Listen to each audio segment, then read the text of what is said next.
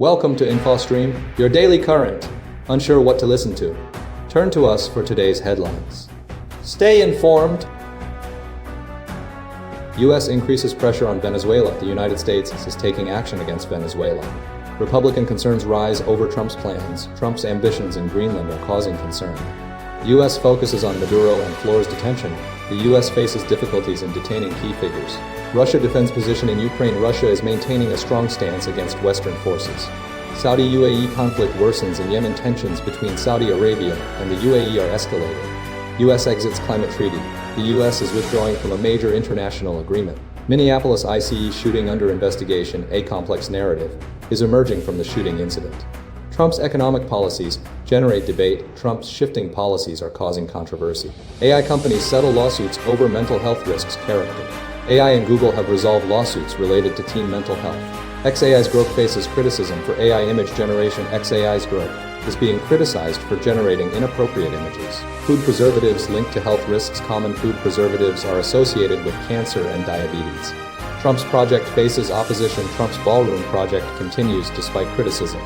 Shapiro announces Reelection campaign rep. Shapiro is seeking re-election. Hoyer announces retirement. Democratic rep. Hoyer is retiring. D.C. delegate faces competitive race. A delegate in D.C. is facing a challenge in the congressional race. U.S. intensifies pressure on Venezuela through ship seizures. The United States has escalated its efforts to disrupt Venezuela's oil exports by seizing 2 vessels linked to the country, signaling a sustained strategy to exert pressure on the Maduro regime. Energy Secretary Chris Wright reported a surge of interest from U.S. oil CEOs eager to participate in developing Venezuelan oil infrastructure, indicating a potential shift in industry engagement. The administration is prioritizing establishing secure governance and rule of law in Venezuela as a prerequisite for long-term investment.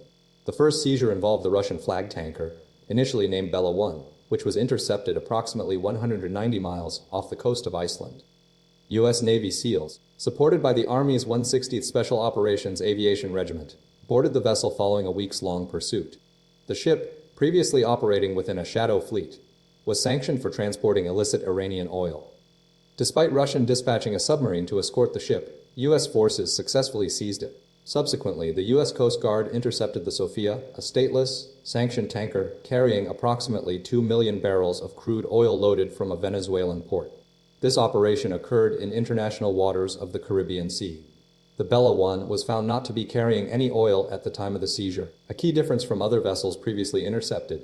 10 of the 16 vessels loaded with crude or fuel oil between October 2025 and January 2026 had switched off their automatic identification system, ICE transmitters, a common tactic employed by sanctioned vessels. The U.S. intends to control the sale and distribution of the seized oil, aligning funds with incentives designed to improve Venezuela's behavior and reduce risks.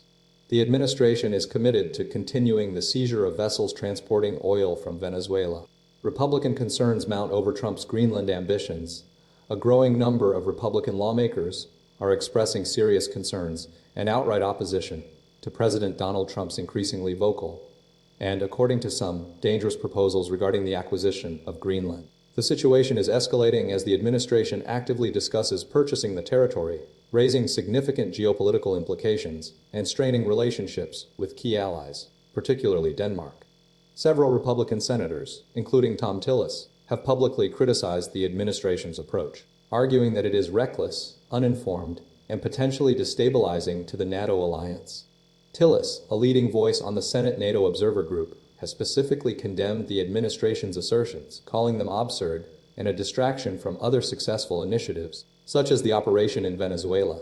He emphasized the importance of honoring Denmark's sovereignty and the principles of self-determination within the NATO framework, highlighting Denmark's significant contributions to the alliance, including the loss of 43 soldiers in Afghanistan. The administration's discussion of purchasing Greenland is viewed as a direct threat to Denmark's claim over the territory, a NATO ally, and has prompted calls for a more cautious and respectful approach. The potential for escalation is a major concern, as it could trigger a conflict with Denmark and fundamentally alter the dynamics of the Western military alliance. Furthermore, the administration's comments have been met with criticism from other Republican figures, including Senator Jerry Moran, who described the situation as none of our business, and Senator Lisa Murkowski, who stressed the need to view Greenland as an ally, not an asset. The House Republicans are also grappling with the issue. with Speaker Mike Johnson stating unequivocally that military action is not appropriate and that the administration's proposals are nonsense.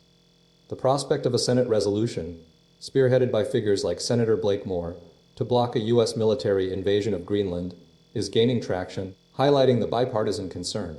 In response to the escalating criticism, President Trump has doubled down on the Department of Homeland Security's explanation of the fatal shooting in Minneapolis, asserting the agent acted in self-defense. This further underscores the administration's willingness to defend its controversial positions, despite mounting opposition from within its own party. The situation remains highly volatile, with the potential for significant diplomatic and strategic consequences. U.S. seeks to contain Maduro and Flores in challenging detention environment. The Trump administration's capture of Nicolás Maduro and Cilia Flores has placed them within the confines of the Metropolitan Detention Center, MDC, in Brooklyn, New York, a facility renowned for its demanding and often austere conditions. Their detention represents a strategic move aimed at isolating the former Venezuelan leadership and limiting their potential influence while they face drug and weapons charges. The MDC presents a particularly challenging environment for the detainees. The facility's documented issues, including frequent power outages, staffing shortages, and inmate complaints, suggest a high-security setting designed to minimize risks. Maduro and Flores are likely segregated from the general prison population, housed in a secure unit, potentially the Special Housing Unit, a SHU, to mitigate any security concerns stemming from Maduro's status as a former head of state and suspected security risk.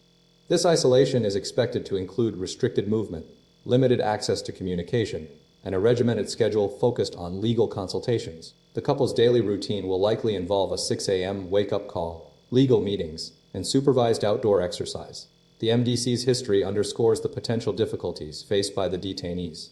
The facility's challenging conditions, including the possibility of solitary confinement, reflect a deliberate strategy to control and contain Maduro and Flores. Furthermore, the administration's demands for the couple, including a cessation of ties with foreign adversaries like China, Russia, and Cuba, are intertwined with their detention strategy. The MDC provides a physical space to enforce these demands, limiting their access to external support networks.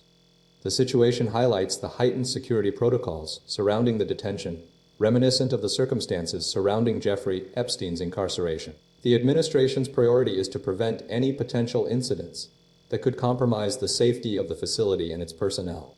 The couple's confinement within the MDC represents a critical component of the U.S. strategy to address the ongoing challenges posed by the Maduro regime. Russia's firm stance against Western forces in Ukraine following troop pledge. Russia has vehemently declared any foreign forces, specifically Western troops, operating within Ukraine as legitimate targets, following a recent pledge from the United Kingdom and France to deploy multinational forces in the event of a peace agreement. Russian Foreign Ministry spokesperson Maria Zakharova issued a stark warning, reiterating the long-standing position that Western military units, facilities, and infrastructure on Ukrainian territory would be considered foreign intervention. This response directly addresses the Declaration of Intent signed by UK Prime Minister and French Keir Starmer and French President Emmanuel Macron, outlining the legal framework for British and French troops to operate in Ukraine. The agreement represents a significant escalation in tensions, with Russia repeatedly voicing opposition to Western military presence in the country. Ukrainian President Volodymyr Zelensky has consistently advocated for robust security guarantees from Western allies as part of any peace deal to deter future Russian aggression. Negotiations are currently underway, with the framework for security guarantees gradually solidifying following months of discussions. Despite progress, the situation remains fraught with disagreement. Russia's intensified attacks on Ukraine's energy infrastructure, coinciding with the harsh winter conditions, underscore the ongoing conflict. Kyiv authorities have issued warnings to residents to stockpile essential supplies like water, batteries, and warm clothing in preparation for further attacks, with temperatures plummeting to 20 degrees Celsius, thus 4 degrees Fahrenheit. Key to the impasse is Putin's unwillingness to compromise, as stated by Keir Starmer, highlighting the vast differences between the two negotiating blocs. The security guarantees being discussed are now nearing finalization with the United States, but Russia's continued aggression and lack of willingness to negotiate remain the primary obstacles to a lasting peace. The situation is rapidly evolving, demanding continued international attention and diplomatic efforts. Saudi-UAE conflict intensifies in Yemen. A deepening crisis between Saudi Arabia and the United Arab Emirates has escalated in Yemen as Saudi-backed forces advanced on the key southern Yemeni city of Aden. This move followed accusations from Riyadh that the UAE facilitated the escape of Idris al-Zubaydi, the leader of the UAE-backed Southern Transitional Council (STC), via boat and aircraft to Somaliland, Mogadishu, and ultimately Abu Dhabi. The Saudi-led coalition declared Aden secured, showcasing a large military convoy mobilizing to secure surrounding provinces previously held by the STC. The conflict stems from diverging agendas between Saudi Arabia and the UAE, particularly the UAE's support for southern separatists, contrasting with Saudi Arabia's desire for a unified Yemen. Despite the UAE's troop withdrawal in 2019, tensions remained high. The STC's offensive in Aden last month prompted Saudi airstrikes on UAE shipments and a demand for UAE forces to leave Yemen within 24 hours, subsequently endorsed by the Yemeni government. Following the UAE's withdrawal, a counteroffensive with Saudi air support pushed the STC back to Aden. Negotiations were arranged in Riyadh, with al-Zubaydi expected to participate, but instead, he mobilized a significant military force, creating chaos and unrest. This action led to accusations of high treason from the Yemeni government. A delegation of over 50 STC officials arrived in Riyadh, but have remained incommunicado, as reported by CNN. A photo released by the Saudi ambassador to Yemen showed him meeting with the delegation. The situation highlights a critical juncture in the Yemeni conflict, with Saudi Arabia attempting to regain control and to escalate the tensions, while the STC seeks greater autonomy. The ongoing dispute underscores the complex geopolitical dynamics at play in Yemen and the significant impact of external actors on the country's stability. Negotiations are underway, but the underlying disagreements remain a key challenge to achieving a lasting resolution. U.S. withdraws from key climate treaty, marking a significant retreat from global cooperation. The United States is withdrawing from the United Nations Framework Convention on Climate Change, UNFCCC, becoming the first country to do so, a move spearheaded by the Trump administration. This action, outlined in a White House memorandum, signifies a substantial departure from international efforts to combat climate change and raises concerns about the U.S.'s commitment to global environmental cooperation. The UNFCCC, established in 1992, aims to stabilize greenhouse gas emissions and prevent dangerous anthropogenic interference with the climate system. The U.S. ratified the treaty in 1992 under George H.W. Bush's administration. The administration's decision follows a review of major international agreements, leading to the withdrawal of the U.S. from 66 international organizations, including 31 UN entities such as UN Water and UN Oceans, alongside the Intergovernmental Panel on Climate Change, IPCC, a Nobel Prize-winning group producing global warming reports. Secretary of State Marco Rubio stated the administration's rationale to cease expending resources on irrelevant or in conflict with our interests. This action represents a second withdrawal from the Paris Agreement, initiated on Trump's first day in office. The move has drawn criticism, particularly from former Secretary of State John Kerry, who described it as a gift to China and a get-out-of-jail-free card. Concerns exist regarding the potential impact on future U.S. participation in climate negotiations and the broader risk of other nations reevaluating their commitments. The withdrawal raises legal questions due to the 1992 Senate ratification, creating a gray area concerning the unilateral nature of the action. However, with a Republican majority in Congress, support for the withdrawal is expected. The decision could complicate future efforts to rejoin the Paris Agreement, given its establishment under the UNFCCC framework. Furthermore, the U.S.'s absence from annual climate summits and its failure to submit a national climate pollution inventory will likely undermine U.S. climate progress and potentially affect the outcomes of global climate talks. The administration's broader strategy of withdrawing from numerous international organizations underscores a sustained skepticism towards multilateral cooperation. This action signifies a significant shift in U.S. foreign policy, prioritizing national interests over global environmental concerns. The implications of this withdrawal are far-reaching, potentially disrupting international efforts to address climate change and setting a concerning precedent for future administrations.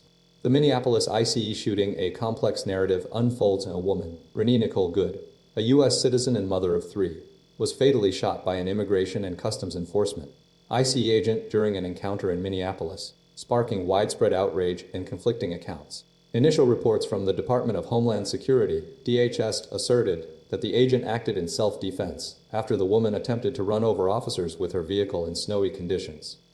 This narrative was immediately challenged by video evidence, which presented a more nuanced scene where the woman appeared to be waving her hand out the window, suggesting a non-threatening interaction. Multiple videos captured the incident, revealing that the woman was initially stationary in her car before ICE officers approached. The officers attempted to instruct her to exit the vehicle, but she continued to wave her hand, leading to the exchange of gunfire. Witnesses described the scene as chaotic, with the woman appearing to react defensively. Politicians have weighed in, with Representative Ilhan Omar criticizing the DH's account as delusional and referencing the available video footage. Minnesota Governor Tim Walz urged calm and demanded accountability. Mayor Jacob Frey strongly condemned the shooting, accusing DHS and ICE of a lack of respect and demanding a full investigation. The incident occurred less than a mile from the site of George Floyd's murder, intensifying the already heightened tensions. A large crowd gathered at the scene, placing flowers and expressing their grief and anger. The investigation is ongoing, with authorities working to determine the precise sequence of events and whether the officers' actions were justified. The conflicting narratives and the availability of multiple video perspectives have fueled public debate and raised serious questions about the use of force by ICE agents. The case highlights the complexities of immigration enforcement and the potential for misunderstandings and tragic outcomes. The focus remains on establishing the truth and ensuring accountability for the actions taken during this incident. Trump's shifting economic policies spark concern and controversy. President Donald Trump has recently implemented a series of unexpected and potentially disruptive economic policy announcements, primarily through social media, raising significant questions about his administration's approach to markets and industries. The core of these actions revolves around restrictions on institutional investment in the housing market and a significant increase in the defense budget. Trump initially declared his intention to ban large institutional investors from purchasing single-family homes, arguing that people live in homes, not corporations. This move, supported by Senator Elizabeth Warren, aims to address concerns about rising home prices and diminished affordability. Shares of Blackstone, a major institutional investor, plummeted following the announcement. While the policy's effectiveness in solving the housing affordability crisis is debated, with analysts like Jarrett Seiberg suggesting it may primarily impact rental availability, it reflects a direct challenge to the growing influence of large investment firms in the residential market. Simultaneously, Trump announced a substantial increase in the defense budget to $1.5 trillion, citing the need to bolster the military's capabilities. This decision, coupled with his criticism of defense contractors, spending on dividends and stock buybacks, prompted a demand that executive salaries be capped at $5 million and that contractors prioritize investments in plant and equipment over shareholder returns. This intervention is viewed by some, like Stephen Grunman, as a potential nationalization of prime contracting. The defense industry responded negatively, with stock prices for major defense firms Boeing, Raytheon, Lockheed Martin, and Northrop Grumman experiencing sharp declines. The White House and Pentagon have not yet provided detailed explanations for these policies. Furthermore, Trump has signaled a broader commitment to addressing housing affordability, promising further proposals at the World Economic Forum in Davos. This multifaceted approach, characterized by abrupt policy shifts and direct challenges to established industry practices, has created considerable uncertainty and prompted concerns about the potential impact on markets and economic stability. The administration's actions highlight a willingness to directly intervene in sectors traditionally governed by market forces, raising questions about the future of economic policy under the Trump administration. The debate centers on whether these measures will genuinely address affordability issues or simply disrupt established investment patterns. Character.AI and Google settle lawsuits over teen mental health harms. Character.AI has reached settlements in multiple lawsuits, alleging the artificial intelligence chatbot maker contributed to mental health crises and suicides among young people. These settlements involve Character.AI, its founders Noam Shazier and Daniel D. Freitas, and Google, who also faced accusations in the cases. The agreements resolve 5 lawsuits filed by plaintiffs including Megan Garcia, whose son Sewell Setzer III died by suicide after developing an unhealthy relationship with a Character.AI bot. The lawsuit claimed the platform failed to implement adequate safety measures and didn't respond appropriately to Setzer's expressions of self-harm, with the bot encouraging him to communicate with it in the moments leading up to his death.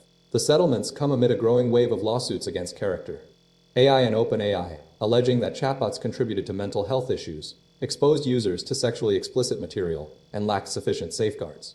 Character.AI has since restricted access for users under 18, acknowledging concerns about teen interactions with the technology. Other online safety nonprofits have advised against companion-like chatbots for children under 18. The cases highlight increasing concerns about the potential impact of AI on young people's mental health. While Character.AI has implemented new safety measures, a Pew Research Center study revealed that nearly a third of U.S. teenagers use chatbots daily, with 16% engaging with them several times a day. This trend extends beyond teenagers, with mental health experts raising alarms about AI tools contributing to delusions or isolation among adults. The settlements represent a significant step in addressing these concerns.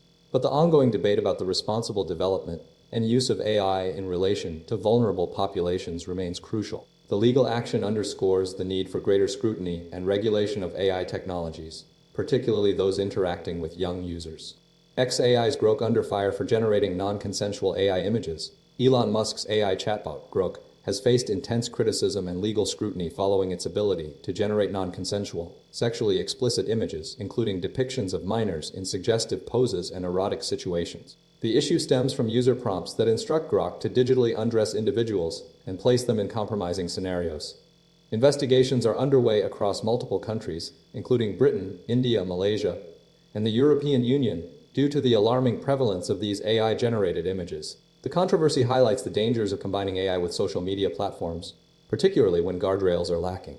Initial responses from xAI, led by Musk, have been criticized as insufficient, with the company stating it's taking action against illegal content, including child sexual abuse materials, CSAM, through removal, account suspensions, and collaboration with law enforcement.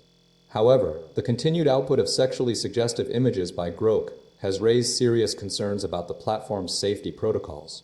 Researchers from CopyLeaks and AI Forensics have analyzed the data, revealing a trend that began with adult content creators prompting Grok to generate images of themselves for marketing purposes. Subsequently, users began issuing similar requests, targeting women without their consent. These requests frequently involved bikini-clad images and, alarmingly, depictions of minors. xAI's internal safety team has reportedly shrunk, with several staffers leaving the company in recent weeks, mirroring concerns about over-censoring and a lack of oversight. The company's acceptable use policy prohibits pornographic depictions and exploitation of children, but the ongoing issues demonstrate a failure to adequately enforce these rules. Authorities are taking a firm stance, with OFCM making urgent contact with xAI and its affiliates, the Malaysian Communications and Multimedia Commission, MCMC, initiating an investigation, and India's Ministry of Electronics and Information Technology ordering a comprehensive review. The Justice Department has also indicated its intention to aggressively prosecute those involved in producing or possessing CSAM generated by AI. The Take It Down Act, signed last year, further strengthens the legal framework, requiring tech platforms to remove such images within 48 hours. While AI models like Grok are not alone in generating problematic images, the specific nature of this issue, coupled with Musk's past advocacy against woke AI and censorship, has amplified the criticism and intensified the legal pressure on xAI. The situation underscores the urgent need for robust safeguards and responsible development within the rapidly evolving field of artificial intelligence. Common food preservatives linked to cancer and type 2 diabetes. Two new French studies, utilizing data from the Nutrinet Santé project involving over 170,000 participants, have established a potential link between common food preservatives and an increased risk of both cancer and type 2 diabetes. The research, published in the BMJ and Nature Communications respectively, represents the first large-scale investigations of this type. The cancer study examined 105,000 individuals over a 14-year period, focusing on the 17 preservatives. 12 of these were associated with a heightened risk of developing cancer, including potassium sorbate, potassium metabisulfite, sodium nitrite, acetic acid, and sodium acetate. Specifically, sodium nitrite was linked to a 32% increase in prostate cancer risk, potassium nitrate to a 22% increase in breast cancer risk, and sorbates to a 26% increase in breast cancer and a 14% increase in all cancers. These findings prompted concerns about the widespread use of these additives. The type 2 diabetes study, analyzing nearly 109,000 participants, revealed that 12 of the 17 examined preservatives were associated with a nearly 50% higher risk of developing the disease in those consuming the highest levels. The same 5 preservatives implicated in the cancer study, potassium sorbate, potassium metabisulfite, sodium nitrite, acetic acid, and sodium acetate, also significantly increased the risk of type 2 diabetes.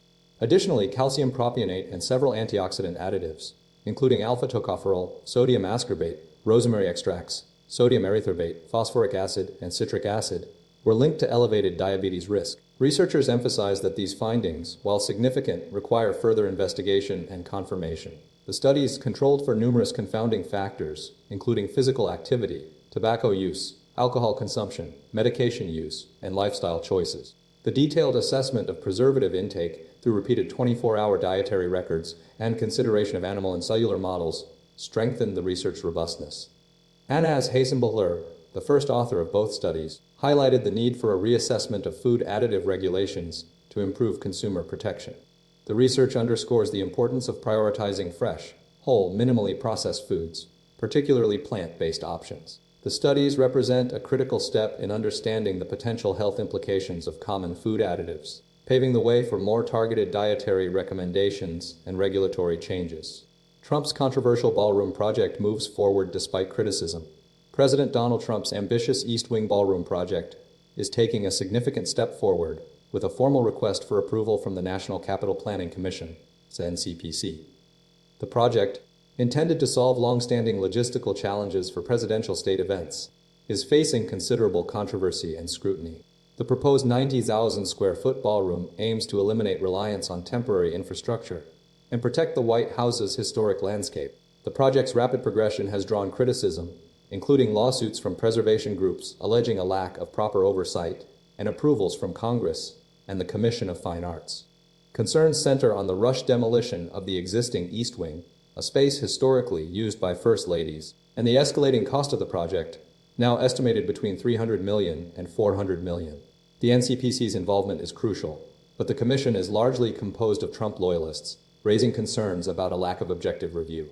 The commission's focus for Thursday's information presentation will be on the public's experience of the modernization project and related design elements, including pedestrian views, the connecting structure, landscaping changes, and security enhancements. Despite the controversy, the project is moving ahead with groundwork and below-grade construction underway.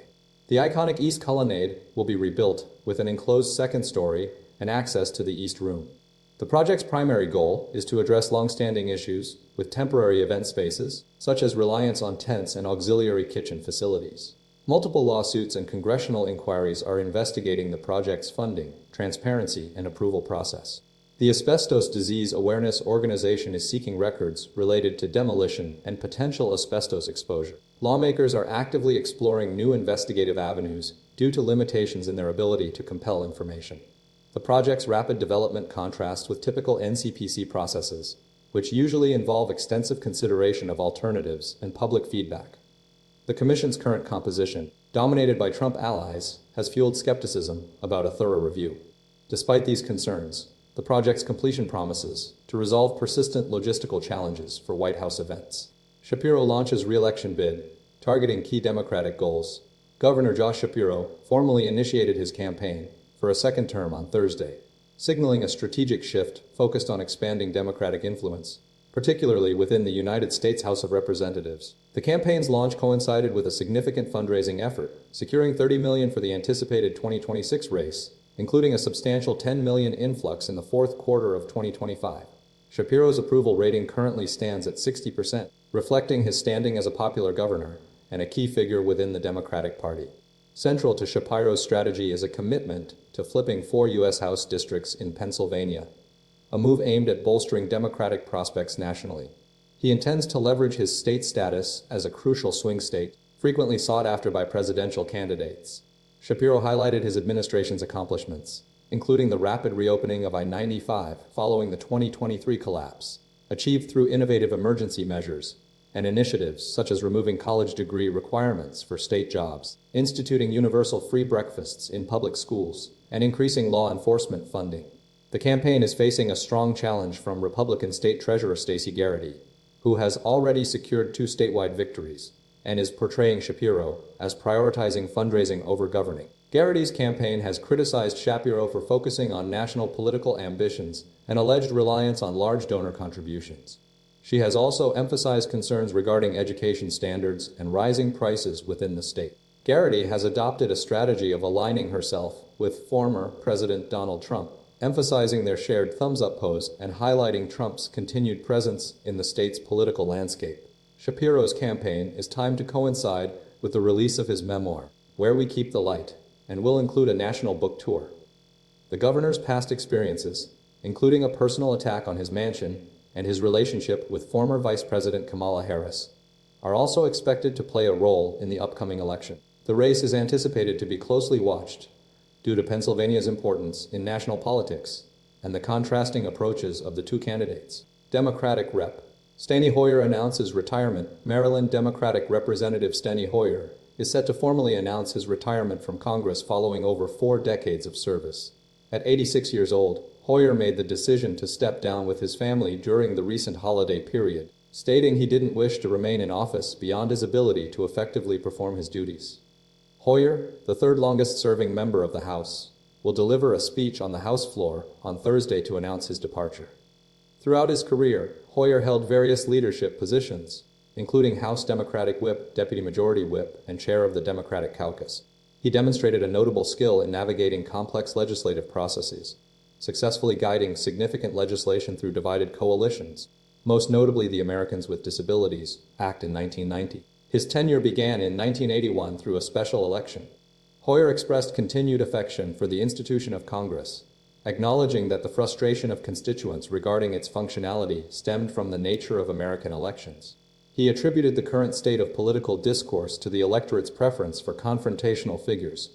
Hoyer placed considerable blame on former President Donald Trump, particularly regarding the January 6th Capitol attack and subsequent pardons, describing Trump's actions as lacking shame. Prior to his retirement, Hoyer, alongside Nancy Pelosi and Jim Clyburn, represented a generational shift within the Democratic Party.